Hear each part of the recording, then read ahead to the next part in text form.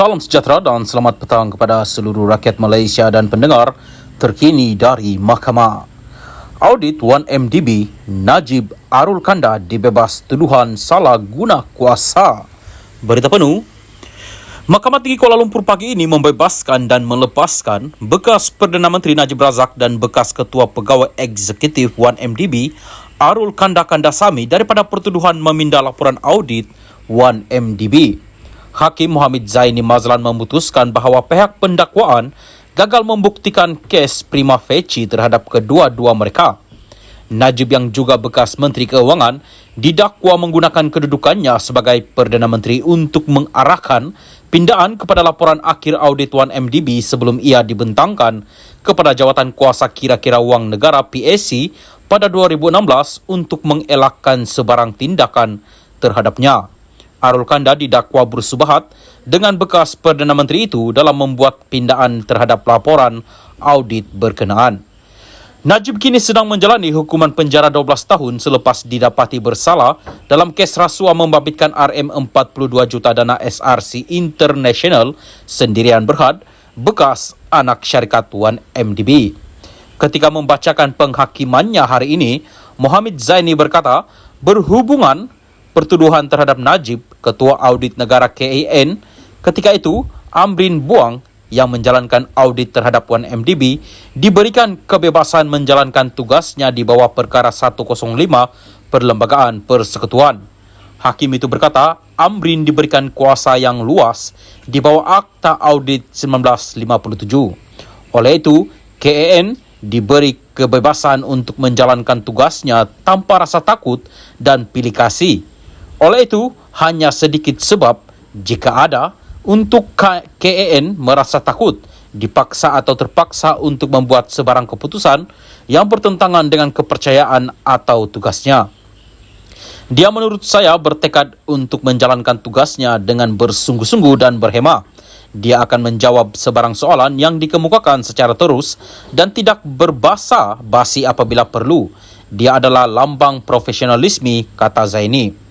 Hakim itu menyatakan bahawa tidak ada hubungan sebab akibat antara pindaan yang dibuat dan salah guna kuasa yang dikatakan berlaku. Tiada bukti untuk mencadangkan atau membuktikan bahawa tertuduh kedua Najib secara jelas mengarahkan pindaan yang dibuat untuk membebaskannya daripada liability sivil atau jenayah. Beliau hanya bimbang laporan audit 1MDB boleh diputar belit secara politik. Pihak pendakwaan tidak dapat menimbulkan bagaimana item yang dikeluarkan atau dipindah boleh menimbulkan liability sivil atau jenayah kepada tertuduh kedua. Pada pendapat saya, item yang dikeluarkan atau dipindah daripada laporan audit terdahulu tidak akan mendedahkan atau menimbulkan sebarang liability sivil atau jenayah kepada tertuduh kedua. Pindaan itu seperti yang dinyatakan oleh Ketua Audit Negara adalah wajar, kata hakim itu.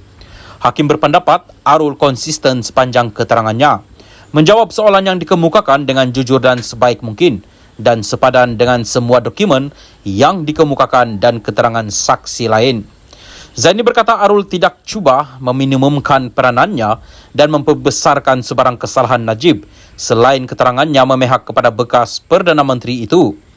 Pihak pendakwaan dalam pemeriksaannya tidak pernah mencabar mana-mana jawaban yang diberikannya ketika pemeriksaan balas yang memihak kepada tertuduh kedua Najib. Dan tidak ada sebarang percubaan untuk menganggapnya sebagai saksi yang bermusuhan, kata hakim itu sambil menyatakan bahawa pihak pendakwaan gagal menimbulkan sebarang percanggahan pada keterangan Arul. Katanya tertuduh pertama tidak cuba menyamarkan kepincangan yang menyelubungi 1MDB. Dia terkait untuk menyelamatkan syarikat itu dan telah meninggalkan kerjaya yang dianggap cerah di luar negara. Adalah menjadi pengetahuan umum bahawa dia telah difitnah secara terbuka kerana hal ehwal 1MDB. Mungkin secara tidak adil kerana banyak masalah yang timbul sebelum zamannya. Tiada bukti dalam perbicaraan ini untuk mencadangkan beliau bersubahat atau bertanggungjawab terhadap masalah yang melanda 1MDB dan tiada sebarang cadangan dibuat oleh pihak pendakwaan, kata Zaini. Sebelum ini, pihak pendakwaan dibenarkan memanggil Arul untuk memberi keterangan terhadap Najib.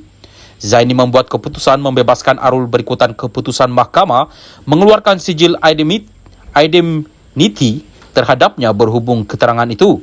Ketika ditemui media di pintu masuk kompleks Mahkamah Kuala Lumpur selepas prosiding hari ini, Peguam Bela Utama Muhammad Syafiee Abdullah berkata anak guamannya Najib telah dibersihkan oleh keputusan berkenaan. Beliau, Najib, memaklumkan kepada kami bahawa dia sangat lega kerana hakim telah membuat penemuan berkenaan.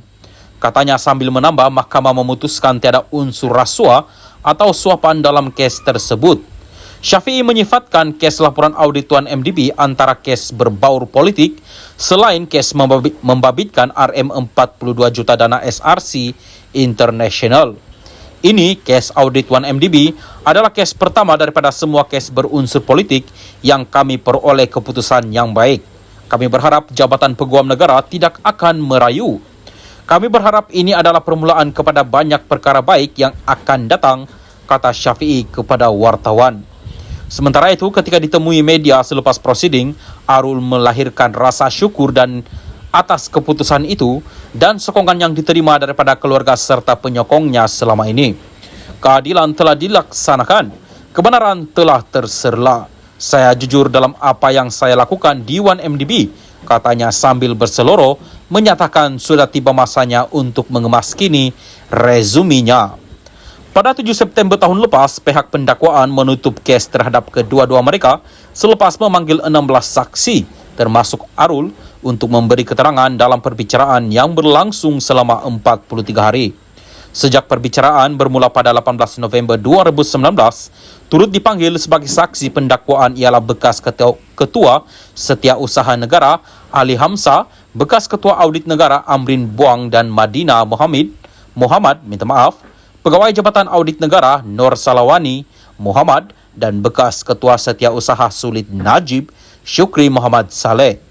Salawani sebelum ini berkata dia menyimpan salinan laporan audit asal 1MDB daripada dimusnahkan sebelum pindaan dibuat ke atas laporan itu untuk dibentangkan kepada PSC pada 2016. Pihak pendakwaan berhujah bahawa selepas mesyuarat pada 24 Februari 2016, keputusan dibuat untuk mengeluarkan atau mengubah bahagian tertentu dalam laporan audit 1MDB termasuk menggugurkan kehadiran ahli perniagaan yang kini diburu Lotek Jo atau Jolo pada mesyuarat lembaga pengarah 1MDB. Isu lain yang didakwa digugurkan daripada laporan audit itu ialah dua penyata keuangan 1MDB pada 2014 yang bercanggah antara satu sama lain. Selain Arul dan Ali, individu lain yang hadir pada mesyuarat itu ialah Amrin, bekas pegawai Jabatan Audit Negara, Sadatul, Nafisa Basairi Ahmad, Syukri dan Wakil Jabatan Peguam Negara ketika itu, di Zulkifli Ahmad. Sebelum ini, anak syarikat 1MDB, SRC, dimiliki sepenuhnya oleh Menteri Keuangan, diperbadankan MOF Inc. yang juga memiliki sepenuhnya dana kekayaan negara Malaysia itu. Najib pernah menjadi penasihat emeritus SRC dan pengurusi lembaga penasihat 1MDB. Selepas selesai proses rayuan di Mahkamah Rayuan dan Mahkamah Persekutuan, Najib memohon semakan semula dan membatalkan sabitan bersalah dan hukuman penjara dalam kes membabitkan penyelewengan RM42 juta dana SRC. Mahkamah Persekutuan akan menyampaikan keputusan pada 31 Mac. Bekas ahli Parlimen Pekan itu juga mempunyai 3 lagi kes mahkamah yang belum selesai, iaitu perbicaraan berkaitan rasuah 1MDB membabitkan dana RM2.28 bilion, kes pengubahan wang haram SRC International melibatkan RM227 juta ringgit dan kes pecah amanah membabitkan dana RM6.6 bilion International Petroleum Investment Company IPIC.